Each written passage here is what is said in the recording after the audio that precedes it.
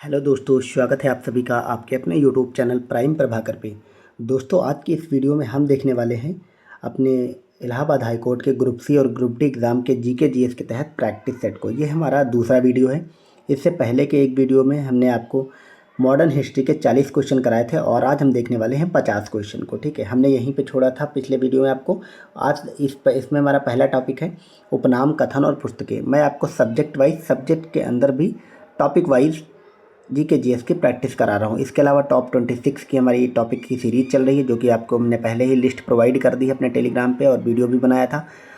आपके GK GS में उन्हीं 26 टॉपिक से सारे क्वेश्चन आते हैं। मैंने आपको पूरी एनालिसिस करके उसमें दी थी। ठीक है, आपने अगर तो उसकी भी सीरीज़ हमारी चल चुकी है, 3 वीडियोज़ आ चुके हैं। आपने उनको नहीं देखा तो लिंक डिस्क्रिप्शन में है, आप जाकर उसको ज़रूर देखें।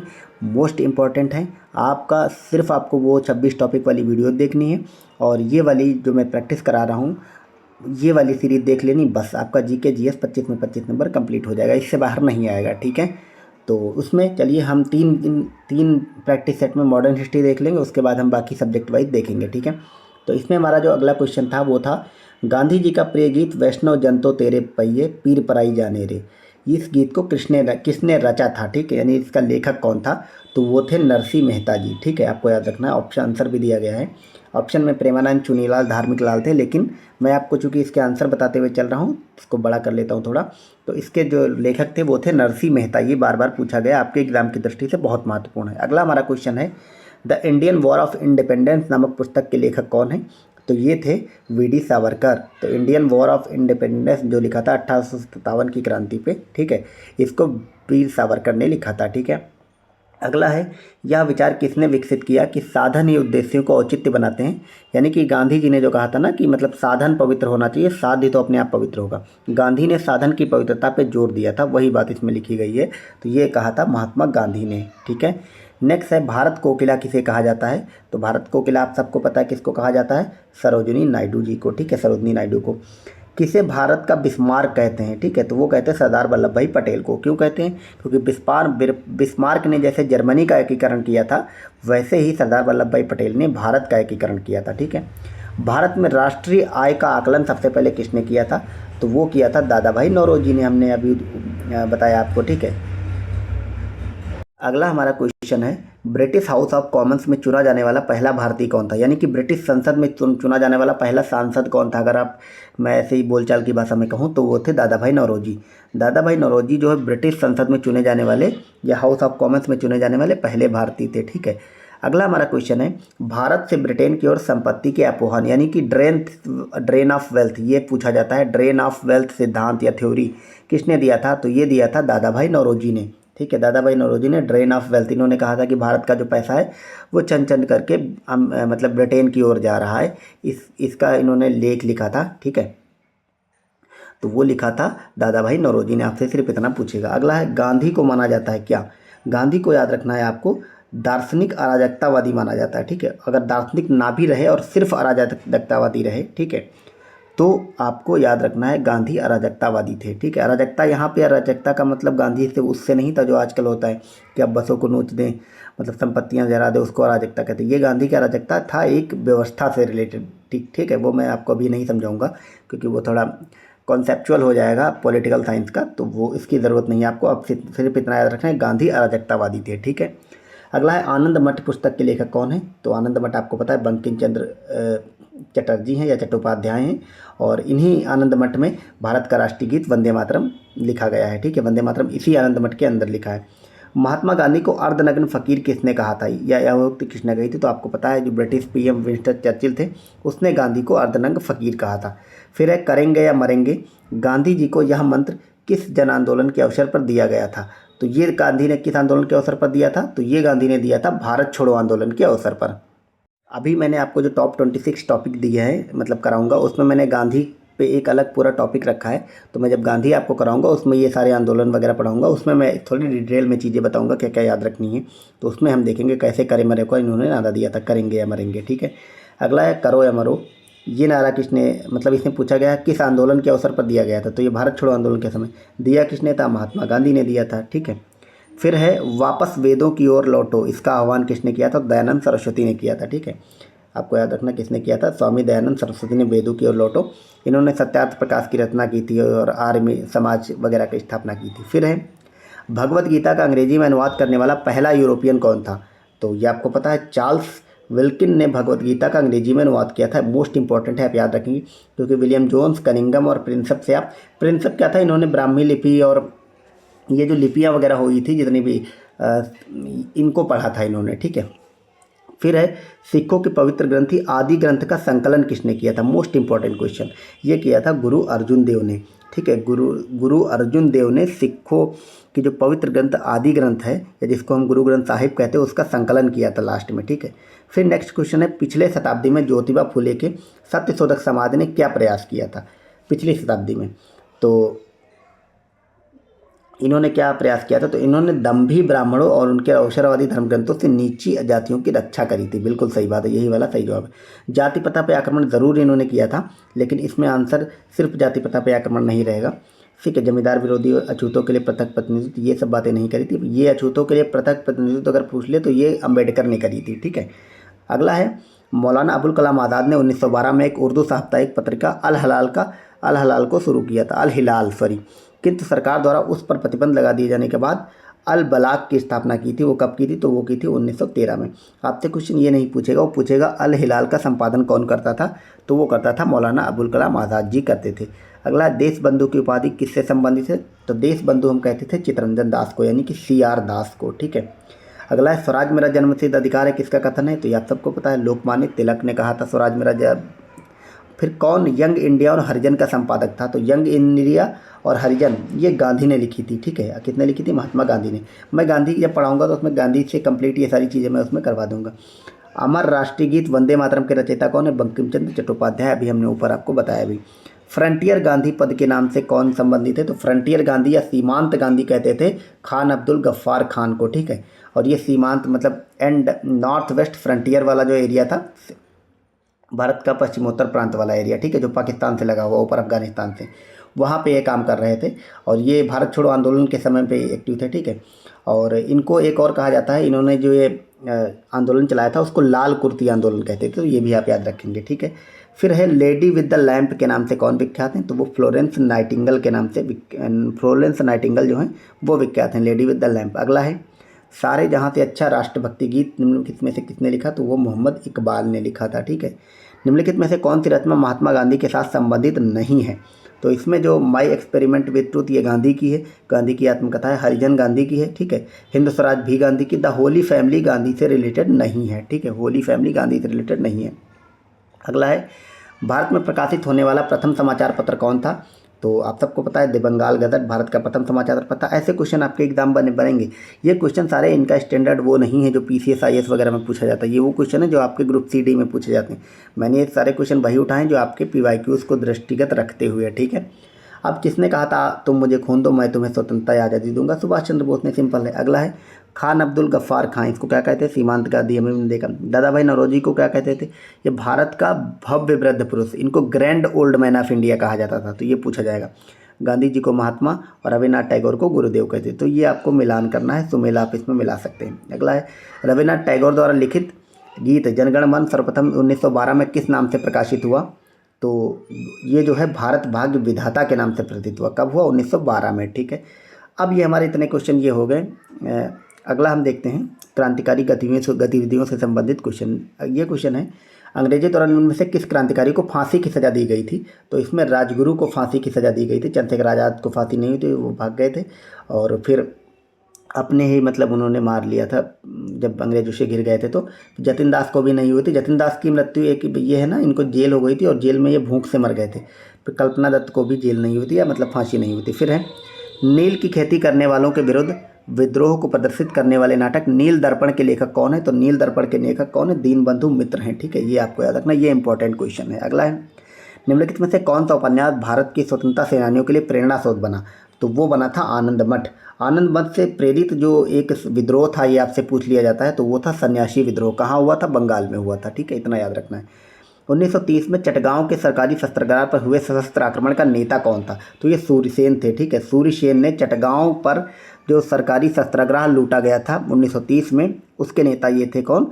सूरसेन। आपसे क्वेश्चन पूछेगा तो ये बनेगा कि चटगांव शस्त्रागार से रिलेटेड निम्न में से कौन है, तो वो सूरसेन थे। फिर है, निम्न व्यक्तियों में से किसने यह स्वीकार किया कि 1857 का विद्रोह एक राष्ट्रीय विद्रोह था, तो वो स्वीकार किया था डिज़रायली ने। तो ये जो डिज़रायली नाम का व्यक्ति था, ब्रिटिश व्यक्ति था, इसने ये माना कि 1857 का विद्रोह एक राष्ट्रीय विद्रोह था। फिर है, इंडिया हाउस कहाँ पे स्थित था, तो इंडिया हाउस या आपको याद रखना ये कहाँ पे स्थित था, तो ये लंदन में स्थित था और इसकी स्थापना श्यामजी कृष्ण वर्मा ने करी थी, ये भी आपको याद रखना है। इंडिया हाउस श्यामजी कृष्ण वर्मा ने बनाया था और लंदन में स्थित था। फिर है, लाहौर षड्यंत्र मामला किसके विरुद्ध रजिस्टर किया गया था, तो भगत सिंह के विरुद्ध शुरू किया गया था। इसी लाहौर षड्यंत्र केस में इनको बाद में फांसी हो गई थी। फिर है, गदर पार्टी के एक प्रमुख नेता कौन थे, तो लाला हरदयाल थे। ठीक है, गदर पार्टी, इसकी स्थापना कहाँ होती, यूएस वगैरह में। ठीक है। फिर है, हरदयाल एक महान बुद्धिजीवी थे, इनका संबंध किससे था, गदर आंदोलन से, अभी हमने ऊपर देखा। फिर है, 79 नंबर क्वेश्चन है, वर्ष 1914 में भारतीय राष्ट्रीय दल की बर्लिन में स्थापना किसने की थी, तो वो आपको पता है, बर्लिन में स्थापना इसकी करी थी चंपाकरण पिल्लई। ठीक है, चंपाकरण पिल्लई ने भारतीय राष्ट्रीय दल की स्थापना 1914 में बर्लिन में की थी। एक क्वेश्चन यहाँ पे एक और आपसे ये बनता है कि जर्मनी के स्टुटगार्ट में इसी दल से संबंधित थी मैडम भीखाजी कामा, उन्होंने राष्ट्रीय ध्वज फहराया था, ये क्वेश्चन आपसे बनता है। फिर है, किस प्रदेश में ब्रिटिश विरुद्ध बिरसा मुंडा का संचालन हो रहा था, तो आपको पता है छोटा नागपुर, वर्तमान का झारखंड, वहाँ पे बिरसा मुंडा का जो है वो उलगुलान विद्रोह चल रहा था। ठीक है। फिर 1857 की क्रांति से रिलेटेड कुछ चीज़ें देख लेते हैं। ये है, सन 1857 में निम्नलिखित मुताबिक से किसने सबसे पहले अपना बलिदान दिया था, तो आपको पता है मंगल पांडे ने। ब्रिटिश सरकार ने भारत पर सीधे शासन करना कब आरंभ किया, तो ये किया था सिपाहियों के गदर विद्रोह के बाद, यानी कि आपको पता है 1857 में विद्रोह होता है। ठीक है। उसके बाद 1858 में महारानी की घोषणा आती है और उसमें महारानी ऐसा कहते हैं कि अब जो भारत का शासन है वो ब्रिटिश ईस्ट इंडिया कंपनी से निकलकर सीधे ब्रिटिश क्राउन के अंतर्गत काम करेगी, तो तभी वही वाला क्वेश्चन ये पूछा गया है। ठीक है। फिर है, 1857 के विद्रोह का प्रशासनिक परिणाम शक्ति का अंतरण था, तो क्या था, ईस्ट इंडिया कंपनी से ब्रिटिश सम्राट को, वही बात है, शक्ति का मतलब ट्रांसफ़र हो गया था, ईस्ट इंडिया कंपनी से ब्रिटिश सम्राट को शक्ति चली गई थी। फिर 1857 के विद्रोह के दौरान भारत का गवर्नर जनरल कौन था, ये इंपॉर्टेंट होते, तो लॉर्ड कैनिंग उस समय था। ठीक है, 1857 के विद्रोह के समय। 1857 का विद्रोह निम्न स्थानों पर हुआ, उसका सही क्रम आपको बताना, सबसे पहले कहाँ हुआ। सबसे पहले आपको पता है कहाँ हुआ था, बैरकपुर छावनी में हुआ था, जो कि मंगल पांडे ने किया था। ठीक है। उसके बाद ये होता है मेरठ में। ठीक है। फिर उसके बाद ये जाता है दिल्ली और लास्ट में झांसी में। ठीक है, मतलब जो इसमें ऑप्शन दिया उसमें बाद में झांसी में जाएगा। अगला है, निम्नलिखित में से किसने कहा था कि 1857 के विद्रोह के कारणों का विश्लेषण करते हुए अंग्रेजों और मुसलमानों के बीच मेल मिलाप की वकालत की जाए, तो ये बात किसने कही थी, तो सर सैयद अहमद खान ने करी थी। ठीक है, ये बात आपको याद रखना है। हालांकि आपको 1857 के विद्रोह से रिलेटेड मैं आपको एक लिस्ट प्रोवाइड कराऊंगा अपने टेलीग्राम ग्रुप पे, उसमें एक तरफ किन किन जगहों पे विद्रोह हुआ और उसको लीड करने वाले नेता कौन थे और उसको दबाया किस अंग्रेज सेनापति ने, वो आपको याद रख कर लेना है, वहाँ से क्वेश्चन आ सकते हैं। ठीक है, तो मैं उसकी लिस्ट दे दूँगा आपको। अगला है, निम्नलिखित में से किसने लखनऊ में सन 1857 के विद्रोह का नेतृत्व किया, लखनऊ में सन 1857 विद्रोह का नेतृत्व किया, तो 1857 के विद्रोह का नेतृत्व लखनऊ में किसने किया, तो आपको पता है रानी हजरत महल ने किया, और ये बाद में नेपाल निर्वासित होकर चली गई थी। ठीक है, इसको कैंपवेल ने दबा दिया था, तो चली गई थी कहाँ, नेपाल में। 1 नवंबर 1858 में रानी की उद्घोषणा जारी करने के लिए शाही दरबार का आयोजन कहाँ किया गया था, तो इलाहाबाद में। याद रखना, जो महारानी की घोषणा आई थी 1858 में, वही 1857 की क्रांति के बाद, तो जो शाही दरबार लगा था तो दिल्ली में नहीं लगा था, इलाहाबाद में लगा था। नाना साहब का पूरा नाम क्या था, नाना साहब कहाँ लीड कर रहे थे, कानपुर में लीड कर रहे थे, इनका नाम धोंदू पंत था, ये आपको कंफ्यूज नहीं होना। ठीक है, रामचंद्र पांडुरंगा जो है ये किसका नाम था, ये तात्या टोपे का नाम था। ठीक है, और धोंदू पंत नाना साहब का नाम था, और ये मराठा थे एक। ठीक है, फिर निम्न में से किस घटना ने इंग्लैंड के सम्राट को भारतीय प्रशासन को अपने अधीन लेने के प्रेरित किया, 1857 का सिपाहियों का विद्रोह, वही बात इसमें लिखी गई है। अब यहाँ पे हमने कुल 90 क्वेश्चन देख लिया। अब गवर्नर जनरल और आगे के टॉपिक बचे हैं, उनको हम अगली वीडियो में देखेंगे। ठीक है, और अगर आप लोग कहें तो अभी मैंने चूँकि लास्ट में ये आपको 1857 क्रांति बताई, जो मैंने कहा कि उसकी लिस्ट प्रोवाइड करूँगा, लिस्ट तो मैं आपको टेलीग्राम पे दे दूँगा, लेकिन मैं आपको अभी ये वीडियो हमारी 14 मिनट में होगी, मैं आपको 3-4 मिनट में उसको कंप्लीट कर देता हूँ ताकि आपका वो रिवाइज हो जाए। ठीक है, मैं अभी आपको उसको भी साथ में करा देता हूँ। तो ये उनकी लिस्ट रही 1857 की क्रांति के प्रमुख केंद्र और उनके नायक और उनको विद्रोह को दबाने वाला। आपसे अगर कुछ क्वेश्चन पूछेगा तो ये वाला पूछेगा, मैं इसको थोड़ा सा कलर चेंज कर लेता हूँ, ये हो गया। इसमें दिल्ली में इसका नेतृत्व किसने किया था? दिल्ली में बहादुर शाह जफ़र ने किया था, चूँकि मेरठ के लोग आ गए थे, हालांकि ये बहुत बूढ़े थे, ठीक है, और इनको अपना बस नेता बना दिया था ताकि पैन इंडिया ये आंदोलन रहे, इसलिए, ठीक है। दिल्ली में इसका नेतृत्व किया था बहादुर शाह जफ़र ने 1857 की क्रांति का। हालांकि इनकी तरफ से जो इनका मेन लड़ रहा था दिल्ली में, इनका सेनापति बख्त खां, तो बख्त खां का नाम रहेगा, आप याद रखेंगे, ये दिल्ली से था बख्त खां, ठीक है। और दिल्ली में इसको दबाया था निकलसन और हडसन ने मिल करके, तो हडसन नाम याद रखेंगे और निकलसन याद रखेंगे। दिल्ली में इसको दबाने वाला जो सेनापति अंग्रेज था वो निकलसन और हडसन था। इसी युद्ध के बाद, इसी क्रांति के बाद आपको पता है बहादुर शाह जफ़र को अंग्रेजों ने निर्वासित कर दिया था। किस देश में कर दिया था ये क्वेश्चन बनता है, तो इन्होंने किया था रंगून में इसको निर्वासित, ठीक है। अगला है कानपुर में। कानपुर में नाना साहब और तात्या टोपे भी बाद में जुड़ गए थे यहाँ पे। मेनली आपको याद रखना है नाना साहब। नाना साहब ने कानपुर में नेतृत्व किया था और नाना साहब ने कैंपबेल ने इसको दबाया था, ठीक। किसने दबाया था? कैंपबेल ने कानपुर में। फिर लखनऊ में बेगम हजरत महल ने किया था और इसको भी कैंपबेल ने दबाया था। हेनरी लॉरेंस, मतलब ये साथ में जुड़ा था लेकिन इतना इंपॉर्टेंट नहीं है, आप कैंपबेल याद रखेंगे। आपसे क्वेश्चन पूछेगा तो कैंपबेल ही पूछेगा। तो कानपुर और लखनऊ दोनों जगह पे कैंपबेल ने दबाया था, मोस्ट इंपॉर्टेंट। फिर झांसी, इसमें रानी लक्ष्मीबाई जी लीड कर रही थी और झांसी में जो दबाया था वो हीरोज़ ने दबाया था इसको, और हीरोज़ की ही गोली से बाद में रानी लक्ष्मीबाई जी की मृत्यु हो जाती है, ठीक है। तो आपको याद रखना है झांसी का वाला बहुत इंपॉर्टेंट है। झांसी में कैंपबेल ने नहीं, हीरोज़ ने दबाया था। इलाहाबाद में इसमें जो लीड कर रहे थे वो लियाकत अली कर रहे थे, ये इंपॉर्टेंट है, आपसे पूछ लिया जाएगा। इलाहाबाद में 1857 की क्रांति को लीड कौन कर रहे थे? लियाकत अली। और इलाहाबाद में इसको दबाया था कर्नल नील ने, ठीक है। फिर जगदीशपुर वाला बहुत पूछा जाता है ये बार बार, बिहार में, ये आरा जिले में पड़ता है जगदीशपुर, और वहाँ पे कुंवर सिंह ने इसका नेतृत्व किया था और इसको दबाया था विलियम टेलर और विंसेंट आयर ने। ये दोनों नाम पूछे जाते हैं, विलियम टेलर और विंसेंट आयर ने आरा के जगदीशपुर में कुंवर सिंह द्वारा जो नेतृत्व हुआ था उसको दबा दिया था। बरेली में खान बहादुर खान नेतृत्व कर रहे थे और इसको हडसन ने दबाया था, जो दिल्ली वाला था, ठीक है। तो बरेली में किसने दबाया था? हडसन ने, ठीक है। फिर आता है फैजाबाद में। फैजाबाद में मौलवी अहमद उल्ला जो है इसका नेतृत्व कर रहे थे और कर्नल नील जिसने कि इलाहाबाद में दबाया था उसी ने बरेली में फैजाबाद में भी दबा दिया था इसको, ठीक है। तो ये आप इसका स्क्रीनशॉट भी लेना चाहे ले सकते हैं ताकि आपको बार बार याद रहे। बाकी मैं ये आपको दे दूंगा अभी अपने टेलीग्राम ग्रुप पे, वहाँ से आप लोग ज्वाइन कर सकते हैं। तो बाकी सीरीज़ मेरी चल रही है वो सब देखें, मैंने सारे लिंक डिस्क्रिप्शन में दे दिया है। आप मुझे बताएं मेरी ये सीरीज़ कैसी लग रही। मैं यही किया करूँगा कि जो भी आपको ये मतलब प्रैक्टिस सेट करा रहा हूँ इसमें संबंधित जो भी कुछ एक्स्ट्रा इन्फॉर्मेशन वाली फैक्चुअल वीडियो, फैक्चुअल टॉपिक रहेंगे उसको मैं 2-2 मिनट में, मतलब हर एक वीडियो में आपको कुछ ना कुछ टॉपिक कराता रहूँगा अलग अलग। आज तो मैंने एक ही कराया ये वाला, मैं आपको 2-3 भी, जैसे साइंस वाले शुरू करूँगा तो मैं आपको साइंस वाले फैक्ट्स पे ऐसे ऐसे कराते चलूँगा, ठीक है, बायोलॉजी वगैरह के। तो ठीक है, मिलते हैं नेक्स्ट वीडियो में। Thank you so much. आप सब अपना कमेंट करें, नए लोगों ने चैनल को सब्सक्राइब नहीं किया तो वो कर लें ताकि नेक्स्ट वीडियो मिलता रहे आपको, ठीक है। और वीडियो को लाइक वगैरह भी कर दिया करिए और बाकी आपके जानने में जो लोग भी शेयर वेयर कर दिया करिए चैनल को उनके पास। और बाकी आपके जो भी फीडबैक हो, जैसा भी जो हो, आप मुझे बताते चलें। और आपको अगर इस एग्ज़ाम की तैयारी से रिलेटेड कोई भी क्वेश्चन है, क्वेरी है, कुछ भी पर्सनल क्वेश्चन है, तो मैंने अपने टेलीग्राम के नीचे इंस्टाग्राम का लिंक दे दिया इस चैनल के, तो आप उस पर मुझे पर्सनल मैसेज कर सकते हैं, मैं उस पर आपको 1-to-1 गाइड कर दूँगा, ठीक है। Thank you so much, bye bye.